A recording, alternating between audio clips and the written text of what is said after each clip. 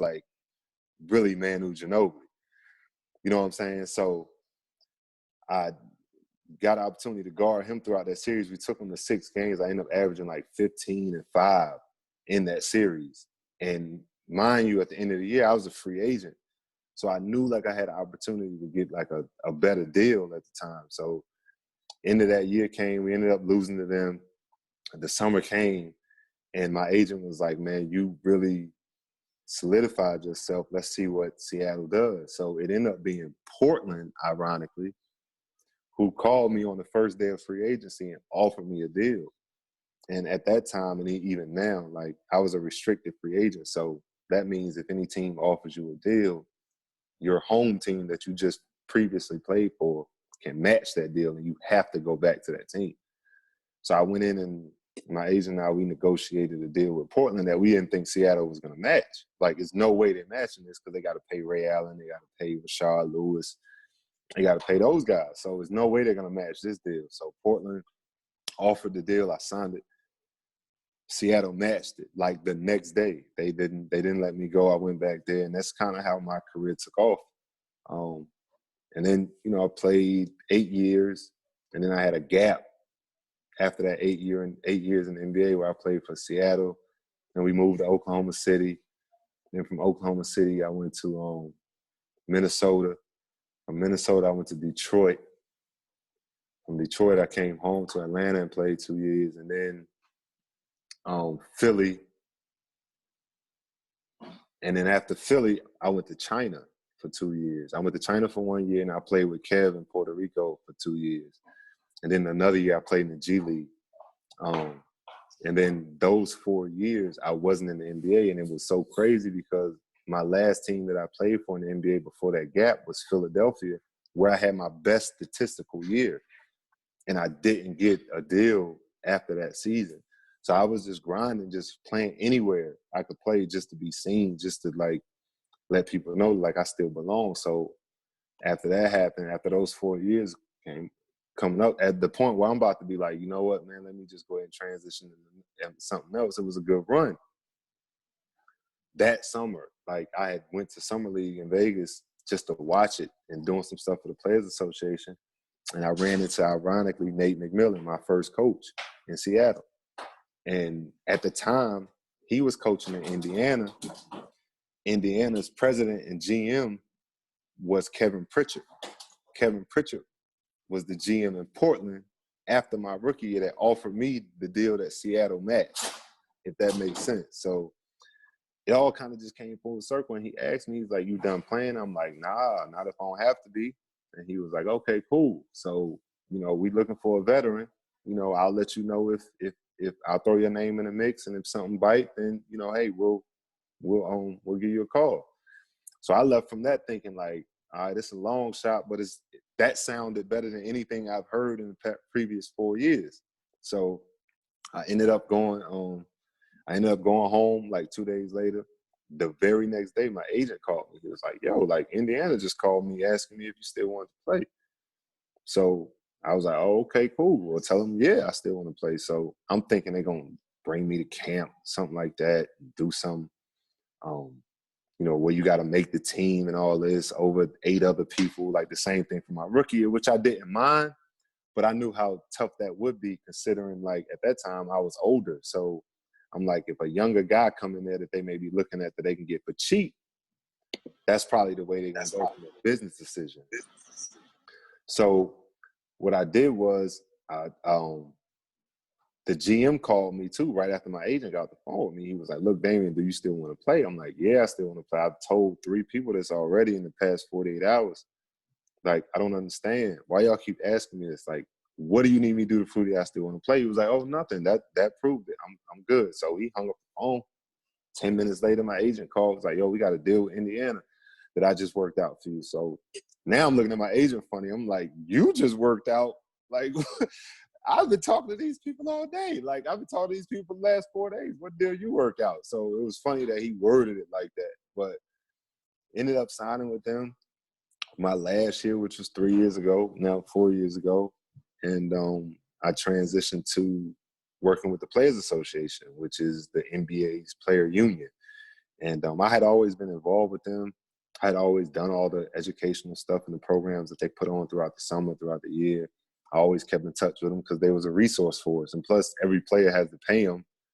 So they already taking money from you, so you may as well use the resources. That's how I was looking at it. So I was lucky and fortunate enough throughout that at the end of my career, I didn't have to break any stride and sit at home for 4 or 5 years, figure out what I wanted to do with life and, go broke and have people like, I'm begging people while I'm knocking on people's doors and all that stuff. So as soon as my season ended in Indiana, I was like, okay, this is it. Like, I got to start thinking about something else. My son was getting older, so he was wanting me to be around him more. So I just decided, like, okay, this is it. So I stepped into this role as regional representative of the National Basketball Players Association. Started this company, 7 Sources, that we've been working at for now 2 years. And that's kind of how it all went. And it's been fun, man. So I hope that wasn't too much, but that's kind of the short story. No, that was good. I want to open up for questions, right? Well, I wanted to ask some questions first. And like, a reoccurring theme that I've seen throughout your story that you were just talking to us about was like you come to a point like, you're one of the best high school players in the nation. And going from that to adversity in college, not being in a system that you're comfortable with, then not getting drafted and having to go to the camp by yourself a month before it started and proving your worth and stuff like that. Seems like every time like there was some sort of adversity, you fought through it with your work ethic, right? How much do you think that had an impact on the, for instance, you getting picked up in Indiana at the end, like the coaches knowing your work ethic, the type of person that you were, and how important was work ethic throughout your entire career? That's it's twofold, really. A part of it is me always wanting to prove that, like, I belong and that, like, my dad, my uncle wasn't no ladder, no stepping stone for me. Because, the people that don't know me, Kevin, you know this, like, any type of success I've gotten, it's always had to come off the heels of what they did. So a lot of it was me like, you know what, like, I gotta go out here and improve every day. And no one even told me that. It was just something that was in me where I always felt like the only credit I'm gonna get is because they're my father and my uncle. But little do people know, like, I didn't even really meet my dad till I was like 13, 14. I didn't even really get to know him till then. I've been in the gym with my uncle. My uncle's a Hall of Famer. He's, I think, 11th or 13th still right now on the scoring list. And I've been in the gym, and this is no lie, I've worked out with him one time in my entire life, and I just turned 40. So none of the success that I got came from anything that they did or said. My uncle's been working for the Hawks for the last, I would say, 8, 9 years in some type of integral role with them. And I've been a free agent in that time 5, 6 times. Not one time did the Hawks sign me. My dad, he's just chilling now. He retired and, doing his thing. Like, so the Knicks never signed me. You know what I'm saying? None of the teams he played for ever signed me. So it was nothing that, like, they really did or could do or that I would allow them to do, honestly, like, to help me on that path. So I always had that chip on my shoulder. Like, I just want to escape their shadows. And people respect me for being Damien as opposed to being Gerald's son, Dominique nephew. Like, I just want to be recognized as Damien Wilkins. So I just bust my ass every day, all day, like, because I wanted it that bad from them. But I didn't want it because of them. And I didn't want anything to get anyone to give me anything because of them. And the second part of that is, I had a great mentor when I first came into the league, Ray Allen. He took me under his wing the first day I saw him in the gym. And he taught me the importance of professionalism, not burning bridges, keeping your emotions to yourself, kind of. And because the NBA is such a huge fraternity, everyone talks, everyone forms the same opinions. I don't know, you guys clearly watch sports. All the sports writers all day, they say the same things. Like if you just dissect what they're saying, they're just wording things differently. GMs, owners, presidents of teams, the guys make decisions. They say the same things about the same people. That's why the same people always seem, my bad, what happened? Oh yeah, that's why the same people always seem to be, recycled throughout the league, the same players, no matter what, because everyone just, it's like this fraternity, man. Like once you in, you in. And you know what I mean? Like all you have to do is keep your nose clean and remain professional and let people know that you'll go hard for them. So he always used to tell me that. So that too stuck in the back of my head all the time. And then I would say most importantly, not getting drafted. Like that always stuck with me. Like that always built on that chip that was on my shoulder. So I always felt like I just had to go get it and fight for it. And that was my attitude. That was how I was wired. And I always wanted to prove that I was better than what anyone said. All right. I got one more question. And like I used to tell one of my former players who's not with us anymore about your work ethic. About, I used to pride myself on getting to the gym early and getting shots up. And I never beat you to the gym. You know what I'm saying? You were always being there with those bands, around to the net, full sweat before I got there. And, obviously, at that point, you already had an established career. You really didn't need to be doing it. It was obviously something that was innate in you. I want to know, how were you able to carry that with you to your professional career outside of basketball now? And like, does that give you confidence knowing that you're willing to work, that you can venture into new things? Yeah, and it's a different type of work too, right? Because I go from all my work being physical now to all my work being more mental than anything, having to little stuff like, returning calls, returning emails, checking up on all the teams that I oversee in the league. I oversee 5 teams in the NBA. Like that's a lot of people. You know what I'm saying? That you have to check in with and talk to and be present for. And then, stuff like like the travel.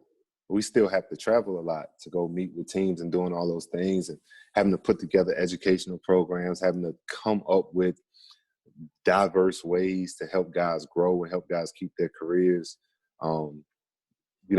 going strong and teaching them longevity, teaching them stuff about financial stuff. Like we can't teach what we don't know. So a lot of this stuff I have to look up, but the work ethic part of it has never changed.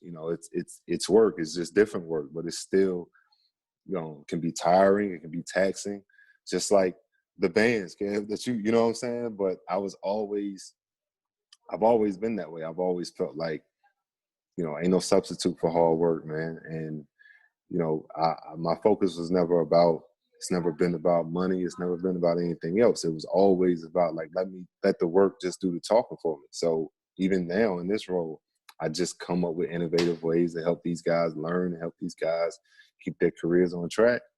And I can't do that I wouldn't be able to do that if I was lazy. Because I was in their shoes before, right? So I would want someone to be doing these things for me to help me think of, ways that I can prosper both on and off the court as a player.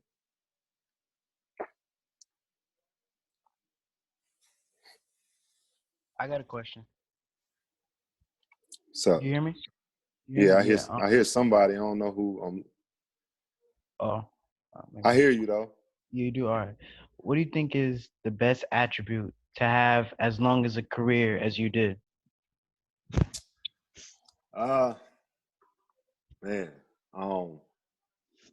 I didn't make any excuses, right? So, I didn't point any fingers when things went south. I stayed in the gym. Like I lived it, man. I lived it. Like Kevin said, like even after my career had been established as an NBA player, I went and played with Kevin in Puerto Rico. Even at that moment, I didn't take that for granted. I didn't look at it and say, well, I've already been places that they haven't been. I humbled myself and said, you know what, this is what it is. I'm gonna approach this the same way I approach playing professionally, because essentially this is still professional basketball. So, and I wanted to be the best down there. I wanted every day for not just Kev and my teammates, but I wanted our opponents to walk away saying he should not be here. That was the goal that I set in my mind every day. Like, why is he here? I wanted them to question that. And if I got my peers to question that, if I worked hard enough and I played well enough to get them to question that, then I knew that, like, I was to the point where I was working at the level that I needed to work. So I would say, man, how bad do you want it? You got to ask yourself that. How bad do you want it? And the second part of that is, how long do you want it? Like, it could last. You could say, I'm going to work hard for a year and I'm just going to play well for that next year. But how long can you maintain that? How long can you consistently wake up every day and chase something? Because that gets boring. But once it got boring, right, it gets boring after a while. When you keep chasing it, keep doing it. But that's when I knew, once it started to get boring, that's when I knew I was doing it so much. I was doing it a lot. So I wanted it to get more boring. So I just kept working. I worked on strengths. I worked on weaknesses. I played one-on-one with people. I studied film. I spent less time hanging out with my friends. I spent really no time going anywhere. Like, I was always in the gym because I said I want it bad enough that I need to sacrifice to go get it. So what are you willing to give up? What are you willing to say, I don't want to do that anymore. I don't need that anymore. Let me put that energy over here on this basketball. And that's what I did, man. Like, I just worked my ass off every day. And you'll be surprised at how many people appreciate that. Even if things don't go your way, you know, at the end of the day, you did everything you could. And that was the satisfaction for me. And listening too. That was a part of it I forgot to mention. Like, listening to people surround you that are around you that have your best interest, that you know deep down have your best interest. I had to listen to people. I had to you know, things you have to do to humble yourself is listening. So that's another thing too. I got a question. Hey, I got a question. I'm sorry, you can go. How did your work ethic transition into you being a leader? Man, that's a good question. I would say I think there's a leader. I think leaders are vocal, and I think they're action leaders too. Me personally, I was an action leader. When people see you outworking them, because people know, like, you guys had teammates that either you've outworked or they outworking you. Like, you may not admit it, you may not say anything about it, but because you can't cheat us. Like, we can't fool athletes. Like, we go home every night, we look in the mirror, like, what you did. So I just, like I said before, I let my work do the talking. Like, I was always in the gym. I was always working, and people begin to trust you when they see that. When they see, like, you know what, this guy, he's willing to sacrifice whatever to help himself. And in helping himself, he's making our team better. Even the people who hate you on your team, even the people who don't like you, they still respect that. Because from that regard, you're all cut from the same cloth, right? Like, everyone is in basketball and professional sports. So when they see you outworking everybody, in particular them, or whoever that person is or those people are, then you just automatically become that.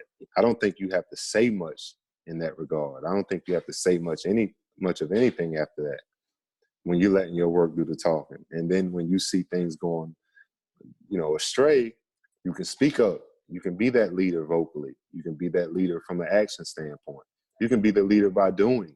I was just always doing, right? Like, I didn't really have to say much. I just got things done. And that was my way of leading, because hopefully someone will follow me. Someone will just follow me and start working hard too, because I'm working hard. I hope that answers your question. Yeah. Hey, yeah, I wanted to ask you. You was talking about, the system, and you got into a system that you wasn't comfortable with, and like, just to help these guys out. What was your perception of, learning the system, like watching videotapes? How would you share your strategy on how you learn the system, or review video and just understood how to be a better player? I just looked at the guys in my position.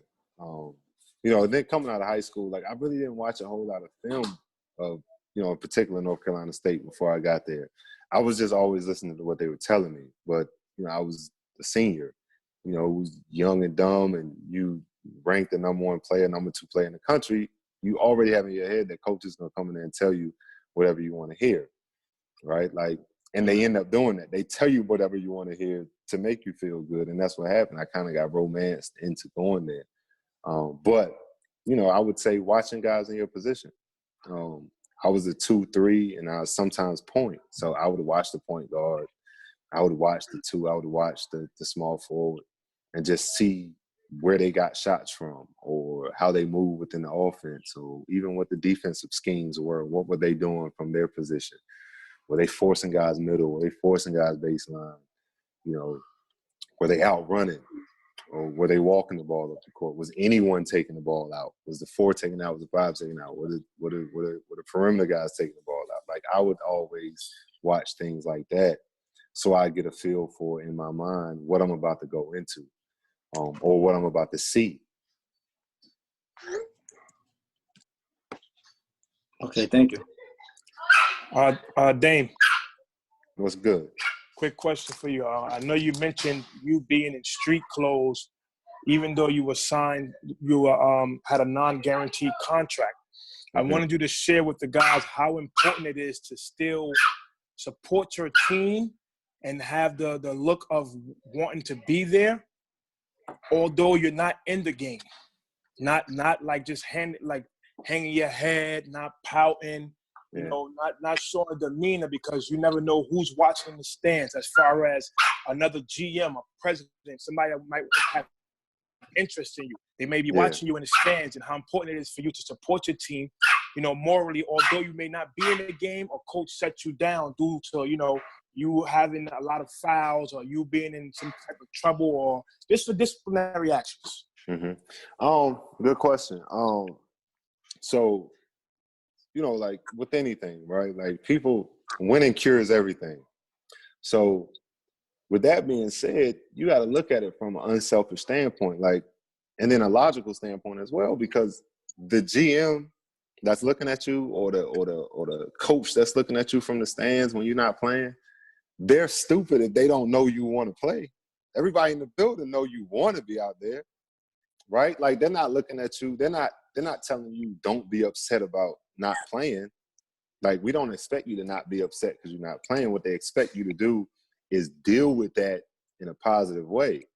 And they're looking to see, can you deal with sacrificing in a positive way? Because that's all it is. They're not saying you're not good enough. They're just saying right now you need to make the sacrifice for us as a group to be good enough, right? And I don't think people look at it like that. Everyone looks at it like this is punishment. And sometimes if you're not playing, in some cases, it is because of punishment, right? But in other cases, it's like, hey, look, we need to go in this direction tonight to win this game. It's not personal, but we always take it personal, because you're acting as if we act as if they don't know that we want to play. Like, they know we want to play. They know we want to be out there. It probably hurt those guys too to tell you to sit there. But you're right, coaches and everyone is watching. They always want to watch how you're dealing with that adversity. And the more that they see you deal with it in a positive way, the more they want you around. Sometimes you get put in that situation to see how you deal with things, just to get put to a test. And some people pass, some people fail. But the success of the team ultimately makes them want to keep you. Because if the team is out there doing well and you over there supporting them doing well, then they're going to look at it like, well, shoot, man, we need this guy. And that's what it goes back to my point with saying, look, winning cures all, because don't nobody like to make changes when you're winning. If I sat 15 games in a row, I'll be upset about that. I would be upset about that. Not visibly, but internally I'll be upset about that.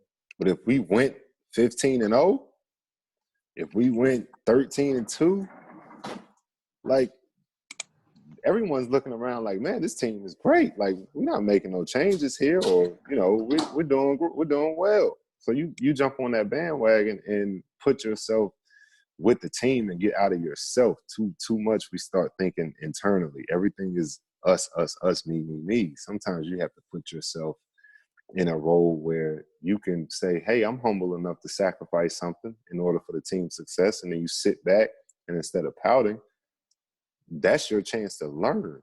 That's your chance to get better here. When you watch the game from a different perspective, sit next to the coaches, stay involved and stay in their ear. Hey, coach, why did they do that? Hey, coach, look, they might be running the back door right here. Hey, coach, look, it's a back screen over there. Hey, coach, I think player X is open. You might want to look at that. Like all that type of engagement right there is the things that I did because I just got lost in the game. I wasn't concerned about me. Now in the back of my head, yes, I was wanting to play and knowing that cut date was coming up. But I said, you know what? I got the best seat in the house. Like I'm on an NBA roster and I didn't get drafted. Yet here I am, still another day. I'm still here. And it's guys that got cut prior to that. So it was something to be said about that. Like you guys really about to pay me a rookie minimum just to come in here and lift weights and work out with a video coordinator? Like y'all gonna pay me to do that? Like we do that for free. You know what I mean? So I think it's all about perspective and mindset. And sometimes we have to change our mindset and get out of ourselves. I got a question. So, hey, Dame, you spoke about the draft night experience, like, your mom being, upset, father trying to console you. Talked about that walk that you took. Did you immediately know when you took that walk, like I know exactly what I'm doing? Or did you have to psych yourself up? Like, was that like an immediate response? Like, I'm gonna come back from this even harder. Man, you know what? Like, in all honesty, bro, I was looking for somewhere to hoop, like the whole time. And like, there was no court, courts or nothing over there, like open when I was walking. I don't know what streets I was walking down. I was by the garden. I was by all type of stuff. And like, I couldn't find the gym, like a court to go in just to get shots. I just wanted to clear my head. And then all of a sudden, like with every step I took, the longer I was out there, I just wanted to hoop more and more. Because I just wanted to I was still like fired up. I wanted to prove myself even at that moment. So by the time I got back around to our hotel and I walked in, the only thing I was thinking about was getting in the gym. And I knew like that would cure everything because that's the sanctuary. And it's like, well, shoot, I'm not good enough. That's what I took it as. I'm not good enough. So let me go get good enough. And then I got time to get good enough. And I'll have another opportunity at this. Now, at that moment, I didn't know Nate was going to call me 2 weeks later. Like, my agent was trying to shop me overseas. I had deals in place overseas the next day after the draft that I turned down. I'm like, I'm not going. I'm an NBA player. Like, my mind is I'm going to wear this suit at my first NBA game if I ain't going to be able to wear it on the stage. So that's what I did. I said, I'm not playing in the NBA. Like, I'm going to be in the NBA within 9 months. I told my agent that, told my dad that, and I told my mother that. And I got back in the gym, and within 9 months, I was back. I was in the NBA. I was an NBA player. Hey, Damien, I got a quick question for you. Thank you again for being here for the guys today. For sure. And also,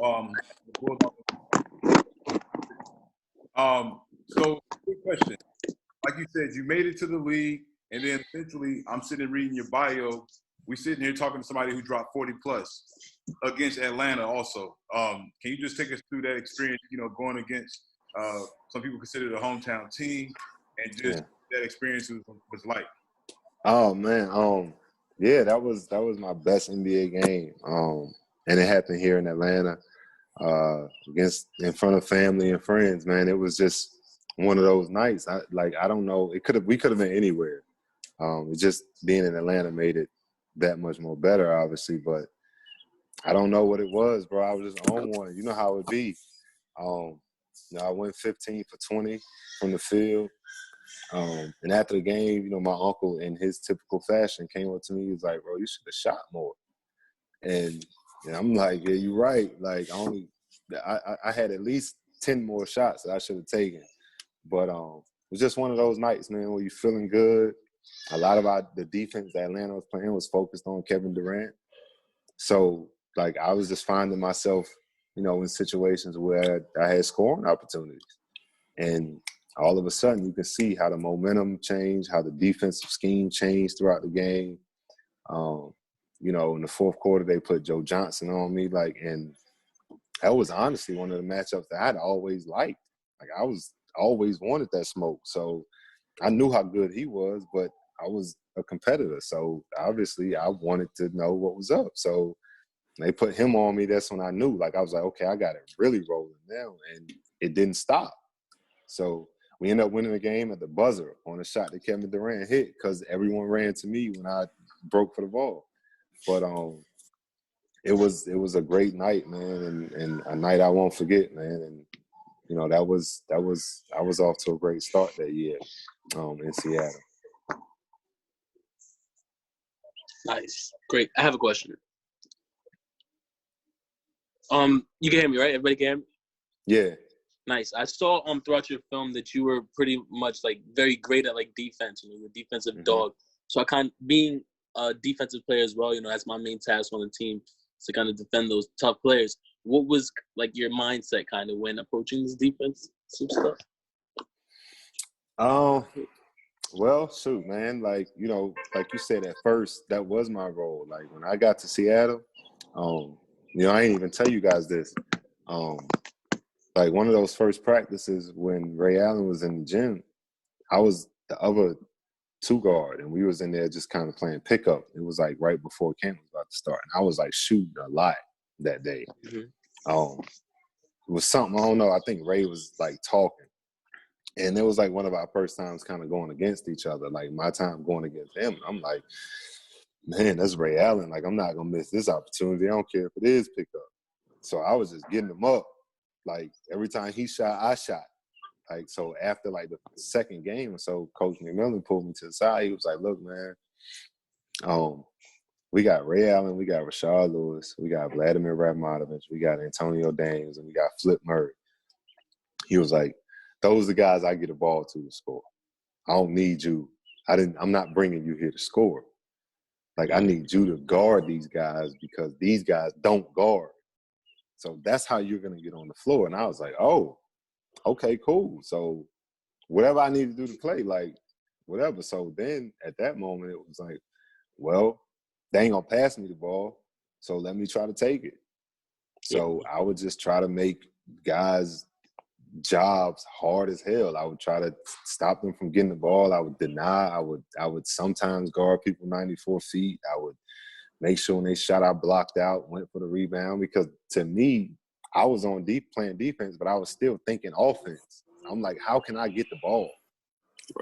Like, how can I get the ball and do what I want to do? I want to take a shot too. Like, I want to score. I want to do all that too. So I just try to make guys' job as hard as I possibly could so I can get the ball, you know, get a steal, try to get out force them to take a bad shot so I can get out on a break and you know, cherry pick a little bit, like anything. Like, I was always still thinking offense. Now, let Kevin tell you, I don't play no defense anymore after that, but that was how I got started, man.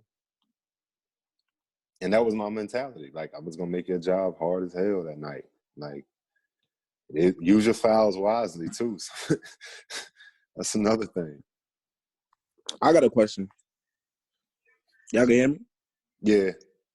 Like with endorsements and like just getting money and having so much distractions around you, like how do you humble yourself and like just continue to like find ways to put in work?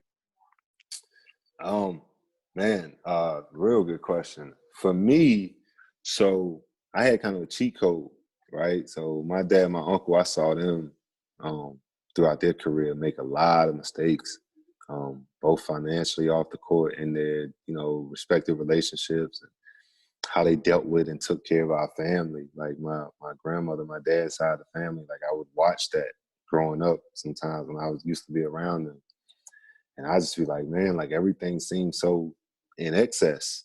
You know, coming from where I was from, I'm living with my mom, and we don't have none of this. Like, you know, it was times I had to heat, I had to go to school with wet jeans on. Like, and if y'all, you know anything about like wet jeans and having no underwear, and you got to sit in the seat, a hard ass seat all day, like that shit itch. Like, I didn't have none of that. Like the shit that they had when I used to come visit, and I used to be like, oh, it's a lot.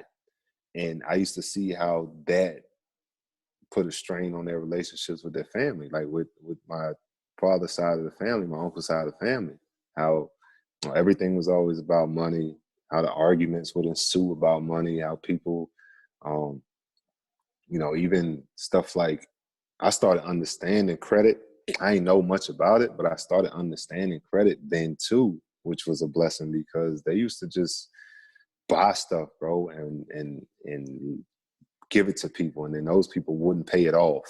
So I used to see like people knocking on the door, come like, yo, like we need that Mercedes back, or some shit like that. Like, I used to see that all the time. You know what I'm saying? Like, so I kind of, that's my cheat code, bro. Like, you learn from people's mistakes.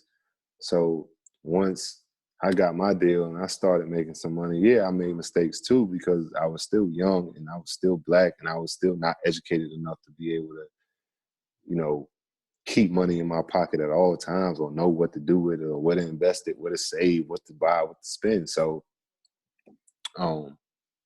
MBPA, they had an educational program about finances and all that. So I used to go to that all the time. And the one thing that they always used to say in those meetings that used to stick out to me was wants versus needs. And they would say, like, you're going to want everything, but you're not going to need everything. And that was the one nugget that always stuck out with me. So when I would get money, I would go to this mall or whatever, or car dealership or whatever people that got money would go. And I would always ask that question: do I want it or do I need it? And a lot of times that kind of helped me. Like, that helped me save some money. That helped me not buy all these things and waste time. Because once you get to the NBA, bro, all you have on your hands is time and money. You practice for every bit of 45 minutes. Like, with a coach and the team, practice is about 45 minutes to an hour. Now, if you're standing there longer than that or getting there before that, obviously you're in the gym longer than 45 minutes, but that's all you do. You practice, you go home, or you're traveling to LA or Miami or New York, you know what I mean? And you got money and you got time. So wants versus needs was always the thing I would say to myself whenever we went somewhere. Like, do I want it or do I need it? And that kind of helped me just, you know, keep money in my pocket. That kept me, I never wanted people to know I had it. Like, that's how I was. Like, I'm like that to this day. Like, I don't even want people to know that I got money. Like, I was like that. So I would walk around like, you know, I would just sweat. If people knew me, they knew me. If they recognized me, they recognized me. But I was never like, yeah, look at me. Like, I made it, I got it. I was, you know, I would wear sweats. I never had bought jewelry like that. I never did any of those things, like those big purchases that people make. Like, I didn't buy a bunch of cars. You know, I took care of my mom, took care of the family members that, you know, that needed me. And even to this day, they called me, like, those checks still coming in and they not, and I got to tell them, like, look, I ain't got it. Like, I got my own family to take care of. And it's bold when you have to do that, and so much pressure of the family on you, especially in our community, bro. But ask them how much do they want you to, or how long do they want you to keep it, right? Because I can give y'all everything I got right now, and we won't have nothing down the road, or y'all can help me keep this in my pocket. And when you start seeing those people and meeting those people who want to help you, those are people that you got to be around, because you don't owe your life to anyone, man, but God. Everybody else, they family, they people, your kids, obviously, if you have kids. But for the most part, bro, my one way of saving money was, well, two ways. I stayed in the gym, can't spend no money in the gym. And wants versus needs was the things I always used to say to myself. Damien, I got another question for you. So you and I both transitioned out of basketball, and we probably both seen some people who had trouble with that transition. You know what I mean? Yourself, you landed with the Players Association. You are managing partner of a company. What can you say about the people that you see are able to make that successful transition? Like, what distinguishing qualities do those people have? Like, how do they speak? How do they think? Because we have a lot of aspiring basketball players, in this chat here. But obviously, that doesn't last forever. One day, you got to put the basketball down. So how can they prepare for that mentally? And what do you notice about the people who are successful after ball and the people who aren't? Relationships, bro. Relationships, man. Like, take for instance a guy like Grant Hill. Grant Hill is now like part owner of the Atlanta Hawks, and he has his gig with TNT and NBA TV and all that, like involved in so many things. But the one thing that I think everyone on this phone could say about Grant Hill, especially the older guys on the phone, can say about Grant Hill is how professional he always was, how studious he always was. Sometimes, man, you got to walk their walk. Sometimes you have to do the things that they do and be at the things that they're at. And networking, because in this business, in basketball, it ain't about what you know, it's just who you know. So many guys get jobs because they know the guy. But they not only do they know the guy, they have a great relationship with him. So I try not to burn bridges, bro. Like, sometimes you have your moments where you got to cut somebody out, right? We all have those moments, right? But we have to learn how to do a better job of conflict resolution. You know what I'm saying? You learn those things. Then you learn how to talk to people professionally. Then you learn how, to dress differently, how to present yourself in a way where people take you serious. All those things, man. Like, be an outspoken person and be confident about the things that you want. And let other people brag for you sometimes, because the last thing you probably want to do is, guys like us in our position, we're going to hoop first and then we're going to transition into basketball. They don't want to hear anything about your basketball career because they don't have that. Most guys that's going to hire you, they never had a basketball career. And that's the one thing they're threatened by, right? So they know that you've been somewhere that they haven't. And now they're like, man, you'll be good at my job too. So ultimately that puts them in an insecure space. So, talk less about yourself and your career and about how much you want to help people, how much you want help guys get better, how much you want to learn analytics and all that stuff, even though you may not agree with it. But, it's just a matter of like switching that button of swag that we have as a player off to more of, I'm here to learn and I want to learn and I want to get better. And I want to know the things that you know. I want to read the books that you've read. Sometimes you just got to study those people that are in front of you that you're coming for, because ultimately that's what we're trying to do. Like, I want to be an NBA GM one day, and I know it's going to happen because I'm on the right path to do it. But, when people see me, they have to know that, like, man, this guy is really serious about doing this. And they have to look at me, so I have to present myself that way to them. And, hopefully that answers your question a little bit. All right, I got another question. 2 more questions, guys. All right, so like being like the only sophomore on the team, and like I think there was one more sophomore on the team, but like I'm like super young, so I really don't know how to like lead a team, and like that's something I really need to work on, because like when I'm a senior, I'm probably gonna have the most under my belt being on varsity for the longest. So like, how do you actually like lead a team and lead the team in the right direction? Well, you're the youngest guy on the team, like you said, right? Yeah. Okay, so you gotta be.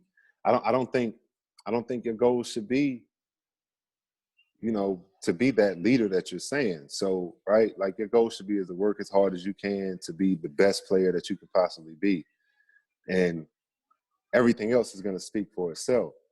by the time you are a senior, because you have the experience of being a younger guy, you're going to see a lot of people come and go. You're going to see a lot of people also that you can learn from, and you're going to see a lot of people that you can teach because of the lessons that you've been taught from the older guys, right? So start relaying those messages now to those younger guys. Start picking up your teammates even more. You be the voice of reason when things are not going right. Step in, grab guys by their jersey, say, hey, man, look, let's stick together. Let's stay together. You know, when things are going good, you be the calming voice. All right, guys, let's go. Let's calm things down. And then your actions off the court also have to prove to your teammates that you're a leader. You got to be the first one in the gym. You know what I'm saying? No one's stopping you from doing that. Be the last guy to leave. No one's stopping you from doing that. You know, talk to coach sometimes and ask him, like, look, what more can I do? What more can I do to play more? What more do you need from me? What more, you know, do you need from this locker room and this team? And not being afraid to speak up. But when you say it, it has to come from a place where, or whatever it is you say and do, it has to come from a place where, like, you've done it yourself. You can't tell guys, man, y'all need to touch every line in suicides if you're not touching every line, because they're going to know that. Like I said, you can't fool us. So, you know, be the guy that does be the change that you want to see, be the charge that you want to take, all those things. You be that. And then eventually what's going to happen is you're going to grow, and then everyone's going to grow with you. Everyone that's under you is going to grow with you. Push the best player on the team. Take that assignment every day.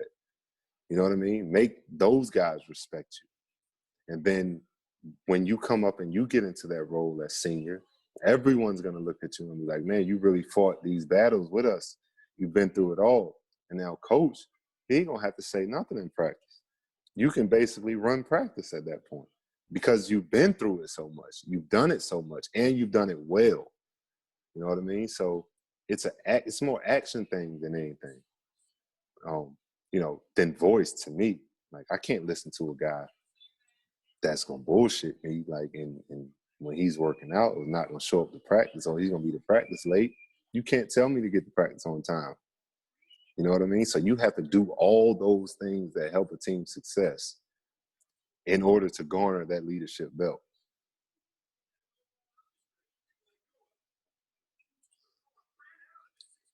Anybody else?